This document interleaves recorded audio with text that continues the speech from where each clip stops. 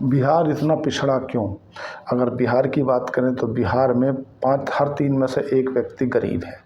अगर बिहार की बात करें तो बिहार आज सबसे कम शिक्षित राज्यों में से एक है। अगर बिहार की बात करें तो आज बिहार में 54,000 पर कैपिटा इनकम के साथ में सबसे कम प्रति व्यक्ति आय के साथ बिहार बना हुआ है। बिहार पिछड़ा क्यों? उसके ऊपर आज 10 क्वेश्चन जान लेते हैं। सबसे पहला तो है जनसंख्या वृद्धि। बिहार में जो जनसंख्या का घनत्व है वो इतना ज़्यादा है, जिससे जो संसाधन है वो कम हो गए। संसाधन कम होने से हुआ क्या, उनको प्रॉपर जितनी मिलनी चाहिए थी उतने संसाधन नहीं मिले। दूसरा, सबसे उद्योग मतलब धंधे, उद्योगों की कमी। जब से वर्ष 2000 में झारखंड बिहार से अलग हुआ तो जो ज़्यादातर मेयर्स कोयला वगैरह की जो खदानें थी वो झारखंड में चली गई, वो तब से बिहार की ओर कमर टूट गई। तीसरे अगर बजट सबसे नज़र डाल लें तो वो है कृषि पर निर्भरता। बिहार में ज़्यादातर लोग कृषि पर निर्भर हैं आज भी और टेक्नोलॉजी से दूर हैं। चौथा कि वहाँ पे जो प्रतिवर्ष है वो आने वाले बाढ़ व सूखे, जो कोसी नदी है वो हमेशा अपना रास्ता बदल लेती है। हर बार रोड इंफ्रास्ट्रक्चर वगैरह ख़राब हो जाता है, जिस कारण से बिहार और भी पिछड़ गया। चौथा जो सबसे बड़ा मतलब वो है कम शिक्षा साक्षरता दर। बिहार के लोगों को जो अस्पताल हैं, जो कॉलेजेस हैं, जो यूनिवर्सिटी हैं वो नहीं मिली पर्याप्त, जिससे बिहार और भी ज़्यादा पिछड़ गया। और पांचवा कारण जो सबसे बड़ा निकल के आता है वो गरीबी रेखा से नीचे। ज़्यादातर बिहार में जो लोग हैं वो गरीबी रेखा के नीचे हैं। ये भी एक सबसे मेन कारण रहा। इंफ्रास्ट्रक्चर की कमी, अस्पताल, रोड, बिजली ये पर्याप्त ना होना, कॉलेजेस की कमी, ये बिहार को पिछड़ापन में ले जा रही है। भ्रष्टाचार, वहाँ पे जो अधिक भ्रष्टाचार है उससे योजनाओं जितनी भी योजना बनती हैं वो बनने के बाद तत्काल ख़त्म हो जाती हैं और कहीं ना कहीं भ्रष्टाचार की भेंट चढ़ जाती हैं। जातिवाद और जो समाजवाद है वो असमानता है वो बिहार को पीछे ले जा रही हैं। कानून व्यवस्था खराब होना, कानून व्यवस्था खराब होने से जो वहाँ के लोग हैं, जो इन्वेस्टर हैं, जो बाहर से ला के उद्योग भी लगाना चाहते हैं वो भी बिहार में उद्योग नहीं लगा पा रहे। कारण सबसे बड़ा है वहाँ की कानून व्यवस्था। वहाँ पे गुंडा राज का चलन अब धीरे धीरे सुधार हो रहा है, लेकिन अभी भी उतना नहीं हो पा रहा है। जो एक समय पर नालंदा विश्वविद्यालय के समय पर 10,000 लोग वहाँ रहने की व्यवस्था थी और पूरी दुनिया का ज्ञान कुंज कहा जाने वाला बिहार था, आज बिहार की ये दुर्दशा है कि बिहार में सबसे कम साक्षरता दर है। एक समय पे जो पाटलिपुत्री सब मगध साम्राज्य से लेकर के मौर्य और गुप्त साम्राज्य तक मतलब एक अपने आप में समृद्ध राजधानी हुआ करती थी, जिसे आज पटना बोलते हैं, आज वो सबसे कम और सबसे गरीबी वाले स्थिति से गुजर रही है बिहार। साथ साथ में अगर हमने बिहार की बात करें कि बिहार में इतना वो है डेवलपमेंट है, तो इसके साथ हमें ये भी बात करनी पड़ेगी कि उत्तर प्रदेश इतना आगे क्यों है। उत्तर प्रदेश इतना आगे क्यों है या उत्तर प्रदेश डेवलपमेंट में इतना फास्ट क्यों है? कारण कि उत्तर प्रदेश में जो औद्योगिक संरचना है, जो वहाँ पे सुशासन है, जो वहाँ पे गवर्नमेंट के द्वारा लिए जाने डिलीवरी डिसीजन है, वो इसमें कहीं ना कहीं बहुत ही मुख्य रोल प्ले करते हैं। ये आपको बात माननी पड़ेगी। उत्तर प्रदेश के मामले में जहाँ बिहार की तरफ सुशासन कमर तोड़ रहा है, दुशासन, भ्रष्टाचार, चोरी और डकैती जैसे मामले सामने आते हैं, वहीं उत्तर प्रदेश में इस तरह की जो गतिविधियां हैं उन्हें काफ़ी हद तक लगाम लगी है जब से उत्तर प्रदेश में योगी आदित्यनाथ की सरकार आई है। बात करें उत्तर प्रदेश इतना आगे क्यों है, उत्तर प्रदेश इतना आगे क्यों है, उसके पीछे का जो सबसे बड़ा कारण है वो है उत्तर प्रदेश में औद्योगिक विकास। औद्योगिक विकास में जो सरकार ने बढ़ावा दिया है और उसमें जो इलेक्ट्रॉनिक है, टेक्सटाइल है और तुम्हारा जो फूड में प्रोसेसिंग है, उसमें मोबाइल इनफैक्ट मैन्युफैक्चरिंग में लगभग भारत का 45% जो नोएडा से ही बन के आता है। दूसरा जो बुनियादी ढांचे हैं उसका विकास किया उत्तर प्रदेश ने। देश का ऐसा पहला राज्य बना है जिसमें 13 एक्सप्रेस वे हैं, जिसमें से 6 अभी रनिंग कंडीशन में है और अभी 7 में निर्माणाधीन है। इसके अलावा देश के अंदर जो हवाई अड्डे हैं, रेलवे है, एयरपोर्ट है, रैपिड रेल है, मेट्रो है, इन तरह की जो व्यवस्थाएं हैं जो सरकार ने दी है, उससे क्या हुआ है, उससे ये हुआ है कि जो देश के अंदर कनेक्टिविटी है ना उसे जोड़ी गई है। इसके अलावा सरकार ने मतलब बहुत सी चीज़ों पे अपनी तरफ से भी योगदान दिया है, ये भी एक बहुत मुख्य रोल प्ले करता है उत्तर प्रदेश को आगे ले जाने का। तीसरा क्या है कि कृषि हरित क्रांति में मतलब जो पश्चिमी उत्तर प्रदेश है ना, पश्चिमी उत्तर प्रदेश में जो कृषि का उत्पादन है ना पिछले अगर 10 सालों की बात करें तो 5% से 13% की वृद्धि से हुई है। दूसरा, जो राज्य के अंदर पश्चिमी उत्तर प्रदेश में जो जडोल मिट्टी पाई जाती है वो मिट्टी उपजाऊ है, जो सिंचाई की संरचना है ना वो इतनी बेहतरीन है। इसके चलते भी उत्तर प्रदेश में जो पश्चिमी उत्तर प्रदेश है वो सबसे ज़्यादा मुख्य रोल प्ले करता है। उत्तर प्रदेश को आगे बढ़ाने में जो सबसे मेन और मुख्य है वो है पर्यटन का बढ़ावा। पर्यटन को बढ़ावा दिया गया है, जैसे जो धार्मिक पर्यटन है जिसमें अयोध्या, काशी और तुम्हारा बनारस और इस तरह की जो मथुरा, ये जो है यहाँ पे पर्यटक जाते हैं और वो जो पर्यटक जाते हैं वो डायरेक्ट रूप से पैसा इंक्रीज करते हैं और वहाँ के जो लोकल लोग हैं उन्हें रोज़गार मिलते हैं और वो पैसा जो अर्थव्यवस्था में इंक्लूड होता है, तो इसीलिए जीडीपी उत्तर प्रदेश की ऊपर रहती है। महाकुंभ जैसे आयोजन भी होते रहते हैं। अपराध में कमी भी एक मुख्य रोल है।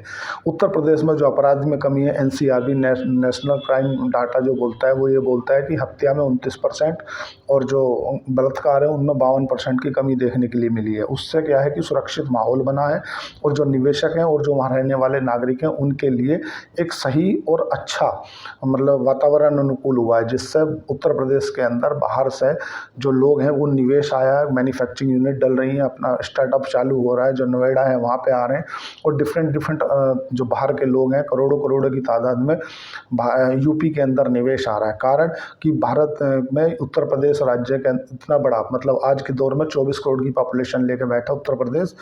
सुरक्षा व्यवस्था ऐसी है कि मतलब कानून व्यवस्था, मेन तो कानून व्यवस्था है कि आपको कहीं भी जाओ कैसे भी चले जाओ कोई टेंशन नहीं है। तो उत्तर प्रदेश की कानून व्यवस्था ही उत्तर प्रदेश को जो आज इतना विकसित बना रही है। सरकार की जो मुख्य भूमिका है वो ये है। और पश्चिमी उत्तर प्रदेश दिल्ली का निकट होने के चलते मेरठ से जुड़े हुए जो हैं वो मुख्य हैं। अब अगर बात करें कि उत्तर प्रदेश में कौन सा राज्य कितनी भूमिका रखता है, देखो साथियों, अगर बात करें उत्तर प्रदेश का पूरे जीडीपी में, टोटल जीडीपी में किस जिले का कितना कंट्रीब्यूशन है, उत्तर प्रदेश की टोटल जीडीपी में कौन से जिले का कितना कंट्रीब्यूशन है। देखो, जो नोएडा है, नोएडा आईटी हब कहा जाता है। टेक्नोलॉजी और मोबाइल मैन्युफैक्चरिंग के मामले में उत्तर प्रदेश का जो नोएडा है वो 10% की जीडीपी में कंट्रीब्यूशन करता है। जैसे अगला तुम्हारा ज़िला आता है, जो टॉप 5 बताऊंगा मैं आपसे, जो सबसे बड़ा ज़िला आता है वो आता है लखनऊ। लखनऊ में 4%, क्योंकि वहाँ प्रशासनिक राजधानी है और प्रशासनिक सेवाओं के कारण से जो वो क्षेत्र है इसीलिए वो टोटल जीडीपी का 4% कंट्रीब्यूशन करता है। सबसे उसके तीसरे नंबर पे आता है आगरा। आगरा जीडीपी में 3.5% कंट्रीब्यूशन करता है, जिससे वहाँ एक तो ताजमहल है, पर्यटन भी आते हैं, दूसरा चमड़ा उद्योग है और उसके साथ साथ हस्तशिल्पी भी है और वहाँ पे काफ़ी पर्यटन को बढ़ावा देने के चलते उत्तर प्रदेश की जो आगरा जिला है वो भी जीडीपी में 3.5% का कंट्रीब्यूशन अपना देता है। अगर बात करें प्रयागराज की, तो प्रयागराज एक धार्मिक पर्यटन है। वहाँ पे लोग बाग महाकुंभ के जरिए भी जाते हैं और भी डिफरेंट तरीके से वहाँ पे लोग जाते रहते हैं। किसी कोई कुंभ है, प्रयाग कुंभ के अलावा भी कोई अपनी अस्थियाँ या कोई ऐसा दान पिंड वगैरह काम करने जाते हैं, इसलिए वो भी लगभग 3.5% कंट्रीब्यूशन करता है अपना उत्तर प्रदेश की जीडीपी में। बात करें मेरठ, तो मेरठ लगभग 3% देश के अपने राज्य की जीडीपी में कंट्रीब्यूशन करता है। देश की जीडीपी में 3% मान लो, क्योंकि वहाँ पे क्या है, खेल से रिलेटेड सामग्री बनाई जाती हैं, दूसरा टेक्सटाइल है, शुगर मिल है और कृषि का काफ़ी उपजाऊ ज़मीन है। वो पश्चिमी उत्तर प्रदेश में जोटल मिट्टी पाई जाती है जिसका जो कि काफ़ी उपजाऊ होती है और वहाँ की जो सिंचाई की संरक्षण है ना मेरठ की, वो ऐसी बेहतरीन है कि आपको मतलब ऐसी जो सूखा और बाढ़ आने जैसी समस्या जो कि आम हो गई हैं उत्तर प्रदेश में देखने के लिए नहीं मिलेंगी, वो भी खासकर पश्चिमी उत्तर प्रदेश की। पश्चिमी उत्तर प्रदेश की बात करें तो जो पश्चिमी उत्तर प्रदेश है वो उत्तर प्रदेश की टोटल जीडीपी का लगभग 71.71% का योगदान रखता है।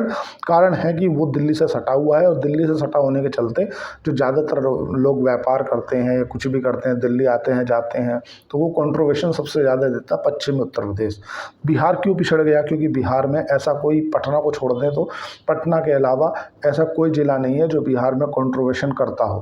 पटना भी 9% के आसपास शायद करता है टोटल बिहार की जीडीपी का। और जहाँ की उत्तर प्रदेश में ऐसे मैंने केवल आपको 5 ज़िले बताएं, इसके अलावा कानपुर और भी बहुत ज़िले हैं जो कि अपनी जीडीपी में काफ़ी कुछ कंट्रीब्यूशन करता है। बिहार क्यों पिछड़ गया, उत्तर प्रदेश क्यों आगे रह गया, वो विषय ये है। जहाँ उत्तर प्रदेश भारत की दूसरी सबसे लार्जेस्ट इकोनॉमी रखने वाला देश है, राज्य है, मतलब उत्तर प्रदेश टोटल भारत की जीडीपी में 9.2% का भागीदार रहे। क्यों? अभी महाराष्ट्र है, दूसरे नंबर पर उत्तर प्रदेश है। कारण कि उत्तर प्रदेश में पर्यटक स्थल इतने हैं, उत्तर प्रदेश में पर्यटन का सबसे ज़्यादा वो है, हाईवे रोड इतने बनवा रखे हैं, दूसरी सुरक्षा व्यवस्था इतनी टॉप लेवल की है कि आप कहीं भी कोई भी व्यापार करने से या कोई अगर निवेश आ रहा है ना उत्तर प्रदेश में तो इससे घबराहट नहीं होती। जहाँ बिहार को आप देखते हो तो बिहार को देख कर एक तरफ आप बिहार के बारे में सोच रखते हो कि यार बिहार जो है सबसे ज़्यादा आईएएस और आईपीएस देने वाला राज्य है, वहीं दूसरे साथ आप ये भी देखते हो कि बिहार सबसे कम शिक्षा वाला राज्य है और सबसे गरीबी वाला राज्य आज बिहार है। बिहार में जो लिटरेसी रेट है, मतलब जो गरीबी दर है, वो काफ़ी ज़्यादा 33% जो है वो बिहार में गरीब है। आज बिहार के अंदर अगर प्रति तीन में से एक व्यक्ति गरीब है, ये स्थिति बिहार की है। उत्तर प्रदेश में 5 में से 1 आदमी गरीब है, तो बिहार में 3 में से 1 व्यक्ति गरीब है। अगर बात करें वर्ष 2023 की, तो वर्ष 2023 में उत्तर प्रदेश में अगर प्रति व्यक्ति आय की बात करें 83,000 थी, वहीं बिहार में 54,000 प्रति व्यक्ति आय थी। बिहार 13 करोड़ की पॉपुलेशन रखता है, उत्तर प्रदेश 24 करोड़ की पॉपुलेशन रखता है।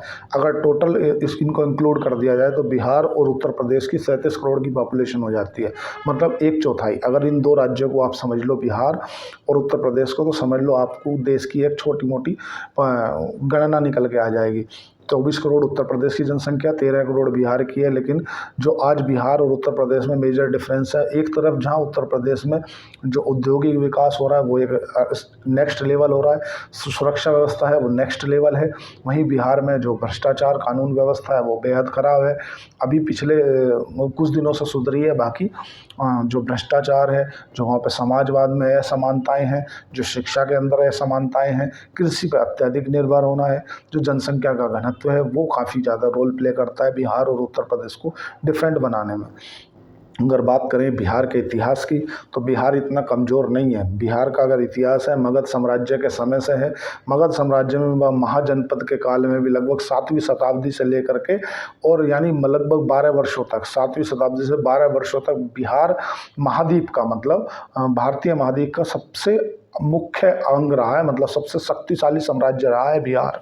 बिहार को इतना आप हल्के में नहीं लो। बिहार में मगध साम्राज्य की अगर बात करें तो जहाँ पे बिंदुसार और महात्मा बुद्ध, महावीर मौर्य काल में अगर बात करें, सम्राट अशोक और इस तरह के गुप्त काल की समुद्रगुप्त जैसे जो मतलब तीसरे सबसे 6ठी शताब्दी से लेकर के जो भारतीय इतिहास का सबसे स्वर्ण काल रहा है, वो रहा है तुम्हारा बिहार। लेकिन ऐसा क्या हुआ जो आज बिहार इतना पिछड़ गया? मतलब बिहार में उस समय की अगर बात करें तो संख्या शास्त्र, खगोल शास्त्र और तुम्हारा विज्ञान और तुम्हारा दर्शन शास्त्र, धर्म, मतलब अलग ही नेक्स्ट लेवल चाहिए थी। विश्व में प्रसिद्ध था बिहार। नालंदा विश्वविद्यालय विश्व में सबसे बड़ा विश्वविद्यालय था, लेकिन नालंदा विश्वविद्यालय इतना बड़ा विश्वविद्यालय था, आपको ये जानकर आश्चर्य होगा कि उसमें 10,000 लोग मतलब रहते थे, बाहर से आके स्टूडेंट आके पढ़ाई करते थे। और इतना बड़ा था, जब वहाँ पे आकर उसे जलाया था ना, तो उसमें 3 महीने तक आग जलती रही थी, इतनी पुस्तकें थी नालंदा विश्वविद्यालय में। लेकिन ऐसा क्या हुआ, जो इतनी विश्व पुस्तकें होने के बावजूद भी, इतना शिक्षित और समृद्ध राज्य होने के बाद में भी बिहार आज सबसे पिछड़ गया। बिहार जो एक समय पे मतलब सबसे समृद्ध, क्योंकि जिस आज हम पटना बोलते हैं, उसे पहले पाटलिपुत्र कहा जाता था। पाटलिपुत्र सबसे समृद्ध राज्य होने के बाद भी आज बिहार सबसे पिछड़ा राज्यों में गिनती होती है। एक समय पे जो सबको ज्ञान देता था बिहार, जहाँ की लगभग 800 से 10,000 सालों तक लोग बाग आके पढ़ाई करते थे नालंदा विश्वविद्यालय में, आज बिहार सबसे शिक्षित राज्य बन के रह गया है, सबसे कम शिक्षित राज्य बन के रह गया। कारण क्या है? सबसे समृद्ध रहने वाली पाटलिपुत्री आज सबसे गरीबी में पहुंच गई। सबसे ज़्यादा शिक्षित रहने वाला राज्य आज सबसे कम शिक्षित में रह गया। एक तरफ जब हम बिहार को देखते हैं कि बिहार सबसे शिक्षित राज्य है, सब अच्छा है, दूसरी तरफ हम ये भी देखते हैं कि यार परिस्थितियाँ ख़राब हैं। देखो सबसे मेन क्या है, जहाँ उत्तर प्रदेश में हर 10 साल में, हर 5 साल में सरकारें बदल जाती हैं। सरकारें बदलने से होता क्या है कि सरकार अपने लेवल पे कुछ नेक्स्ट करना चाहती है ताकि दूसरी जो सरकार आए उसको कुछ ना कुछ बोलने के लिए मिल सके। जैसे कि हालांकि 15 साल मायावती रही, उसके बाद मुलायम सिंह यादव की सरकार रही, और कल्याण सिंह के समय से अभी 10 साल बीजेपी को आई हो गया है। 10 हुआ भी नहीं है, 8 साल हुए हैं। इस 8 साल में जो सुरक्षा व्यवस्था सुधरी है वो पिछले वर्षों में नहीं सुधरी। कारण कि कहीं ना कहीं जब मायावती की सरकार आती थी उत्तर प्रदेश में तो वो उस समय क्या हो जाता था कि जो अन्य पिछड़ा वर्ग के या जो SC ST कास्ट के लोग हैं उनको ज़्यादा बढ़ावा मिल जाता था, वो आतंक मचाने लगते थे। जब यादव समाज की सरकार आती थी, जब मुलायम सिंह यादव की सरकार आती थी या अखिलेश यादव की, तो उस समय पर यादव और जो थोड़ा सा बाहुबली टाइप के लोग हैं वो ज़्यादा उग्र हो जाते थे। लेकिन अब जब से योगी आदित्यनाथ की सरकार आई है तब से भारत के अंदर अगर सब कम अभी क्रिमिनल रेट की बात करें, हालांकि टॉप 5 में अभी उत्तर प्रदेश नहीं आता, लेकिन जो एंटी करप्शन डाटा बोलता है मतलब उसके अनुसार भारत में सेफेस्ट मतलब कानून व्यवस्थाओं में उत्तर प्रदेश आज एक हो। कारण ये है कि चाहे कोई बाहुबली हो, चाहे कोई कितना ही बड़ा किसी भी पार्टी से बिलोंग करता हो, अगर उसने गलत किया है तो आज जो वहाँ उत्तर प्रदेश की कानून व्यवस्था है वो एक अपने आप में नेक्स्ट लेवल चीज़ है। एक समय वो भी हुआ करता था कि उत्तर प्रदेश में आप बाहर नहीं निकल पाते थे, और एक समय ये है कि आप कहीं भी जा सकते हो, कभी भी जा सकते हो, कोई टेंशन नहीं है। यही कारण है कि उत्तर प्रदेश में बाहर से निकास आया। लोग बाग जो भारत गए थे वो उत्तर प्रदेश में आए और उत्तर प्रदेश में उन्होंने अपना बिजनेस सेटअप किया, और तो और उत्तर प्रदेश ने ये अपना मॉडल पेश किया। उस मॉडल के चलते आज देखो जितने भी धार्मिक पर्यटक स्थल हैं, चाहे वो काशी है, चाहे वो अयोध्या है, वहाँ पे पर्यटन के रूप में कितना लोग आ रहे हैं। बाहर से जो पर्यटन आते हैं वो जो वहाँ के लोकल लोग हैं उन्हें रोजगार देते हैं, और वो देश की अर्थव्यवस्था में कंट्रीब्यूट करता है, राज्य की अर्थव्यवस्था में कंट्रीब्यूट करता है। इसीलिए आज जब $13 बिलियन की इकोनॉमी थी, आज वो बढ़ के 24 हो गई। कारण रहा कि जो व्यवस्थाएं हैं, जो कानून व्यवस्थाएं हैं वो काफ़ी हद तक सुधर जाना। उत्तर प्रदेश की अगर बात करें तो उत्तर प्रदेश ही एक ऐसा राज्य है जहाँ पे मतलब इस तरह की व्यवस्था आपको देखने के लिए मिलेगी, जो कि इतना पिछले अगर 10 सालों की बात करें, चाहे मायावती काल की बात करें या अखिलेश यादव के काल की बात करें, उन दोनों के काल में जितने भी बाहुबली अभी तक पले थे या जो आकर के ये बोलते थे कि हम हैं तो सरकार है, आज उन सब का सफाया करने के लिए अगर किसी ने किया है तो योगी आदित्यनाथ की सरकार ने किया। सब कुछ मतलब निस्तानाबूद, अगर उसने गलत किया है और वो कानून के अनुसार नहीं है तो वो गलत है, चाहे वो हिंदू है चाहे वो मुसलमान है, सबको सम देखने वाली सरकार केवल उत्तर प्रदेश में। और बात करें थोड़ी बहुत अगर थोड़ा 19-20 नरम रवैया रखती है सरकार तुम्हारा बिहार की, तो उसीलिए बिहार में आज आप देख लो रोड का इंफ्रास्ट्रक्चर कैसा है, स्कूल कॉलेजेस कैसे हैं। मधुबनी में 2022 में ब्रिज बना था और बनते ही गिर गया, उद्घाटन करने गए थे तभी गिर गया। तो ये सब क्या भ्रष्टाचार की ओर है। भ्रष्टाचार के अधिक होने से जो योजनाएं हैं ना वो कहीं ना कहीं निस्तनाबूद कर दी हैं। दूसरा जो जातिवाद और समाजवाद है, इन दोनों में जो बिहार के अंदर असमानताएं हैं, जब ये इनके अंदर असमानताएं होंगी तो लोग बाग विकास नहीं कर पाएंगे। यही कारण है कि बिहार में रोजगार की कमी है।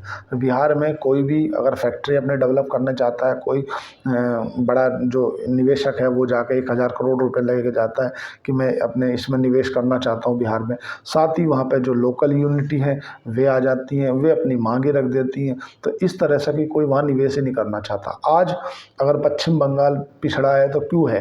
क्योंकि जब आपने देखा था कि टाटा अपनी कंपनी वहाँ डालना चाह रहे थे तो उन्होंने टाटा के साथ में क्या किया था, तब जाके गुजरात में उनको प्लांट दिया गया, जगह दी गई, आज गुजरात अपने आप में डेवलप है। कारण है वहाँ की लोकल यूनिटी। जो बांग्लादेश पश्चिम बंगाल है, पश्चिम बंगाल के अंदर जो यूनिटी बनाई गई, क्योंकि कोई भी व्यापारी नहीं चाहेगा कि वो व्यापार करने आया है उसे नुकसान पहुँचाया जाए या उसके जो इंफ्रास्ट्रक्चर है उसको नुकसान पहुँचाया जाए। और जो पश्चिम बंगाल की यूनिटी थी वो ये बोलती थी कि हम सब एक हैं और पैसा दो। उनका एक अलग ही फिलोसफी थी, काम करने पर कम फोकस करते थे और यूनिटी बना के उस पर ज़्यादा ध्यान देते थे। संगठन बना ली, यूनिटी बना के अपना काम नहीं करना, धरने करने, ये सब चीज़ों को देखते हुए अपनी खुद मतलब टाटा कंपनी उठा के उन्हें गुजरात में शिफ्ट करनी पड़ी थी। उस समय मुख्यमंत्री जो थे गुजरात के, वो प्रधानमंत्री आज वो पीएम मोदी हैं, उस समय वो गुजरात के मुख्यमंत्री थे। यही परिस्थिति आज बिहार के अंदर है। बिहार, आप अगर बिहार घूमने जाओगे तो बिहार के पटना और 2-3 और जो बड़े बड़े ज़िले हैं, बोध गया है, वो पटना है, इन ज़िलों को अगर छोड़ दो तो बिहार के कोई भी ज़िले, इतने ज़िलों में से किसी का जीडीपी में कोई कंट्रीब्यूशन नहीं है। अगर बात करें उत्तर प्रदेश की तो 5 तो मैंने ही गिना दिए तुम्हें कि तुम्हारा उत्तर प्रदेश में लखनऊ है, आगरा है, और मेरठ है, नवेड़ा है, गौतम बुद्ध नगर, मतलब नोएडा नहीं, गौतम बुद्ध नगर, ऐसे गाजियाबाद है, कानपुर है, ऐसे ऐसे जो ज़िले हैं, उन ज़िलों की जो वहाँ पे होने वाली मैन्युफैक्चरिंग है या सर्विसेज है, उससे जो राज्य की जीडीपी में भी काफ़ी कंट्रीब्यूशन मिलता है और देश की जीडीपी में भी काफ़ी कंट्रीब्यूशन मिलता है। ये कंट्रीब्यूट बिहार की कोई जिला नहीं कर पाता। जो प्लस पॉइंट उत्तर प्रदेश को मिलता है वो मिलता है उनके जो ज़िले हैं उनसे, क्योंकि जो मान लो गौतम बुद्ध नगर है उससे सटा हुआ गाजियाबाद है, उससे सटा हुआ मेरठ है, और उससे सटा हुआ सहारनपुर है। और ये जो ज़िले हैं ये अपने आप में हर ज़िले की अपनी एक विशेषता है। अगर ज़िला गौतम बुद्ध नगर की बात करें, जिसे नोएडा बोलते हैं, उसका वो अपने आप में आईटी का हब है, मतलब वहाँ पे जो सॉफ्टवेयर है, इंफॉर्मेशन टेक्नोलॉजी है, मोबाइलों की मैन्युफैक्चरिंग है, उसके लिए जाना जाता है। अपने आप की एक अपनी नई पहचान है। वहीं गाजियाबाद में काफ़ी पुराने पुराने कारखाने हैं, और मतलब वो भी अपने आप में एक अलग ही यूनिटी लिए बैठा है। अगर बात करें मेरठ ज़िले की तो मेरठ में खेल्य सामग्री है, और तुम्हारा कृषि प्रोडक्ट है काफ़ी, और शुगर मिल है। तो इसी के चलते अपनी अपनी अलग हर ज़िला जीडीपी में कंट्रीब्यूशन कर रहा है, ज़्यादा के ज़्यादा लेवल पे कर रहा है।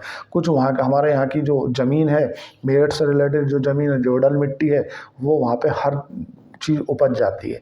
ऐसे ही बिहार को जो सबसे नेगेटिव है बिहार के लिए वो ये है कि वहाँ पे आए दिन किसी हिस्से में बाढ़ तो किसी हिस्से में सूखा पड़ जाता है। हर बार इंफ्रास्ट्रक्चर को ख़त्म करने के लिए आ जाती है कोसी नदी। कोसी नदी हर बार अपना रास्ता बदल लेती है, कभी इस रास्ते कभी इस रास्ते, और जब पूरा का पूरा इंफ्रास्ट्रक्चर को ख़त्म कर देती है, फिर दोबारा नई तरीके से वो काम करना पड़ता है। इसीलिए बिहार का शोक कहा जाता है कोसी नदी को। बिहार पिछड़ा क्यों, उसके पीछे क्या कारण रहा?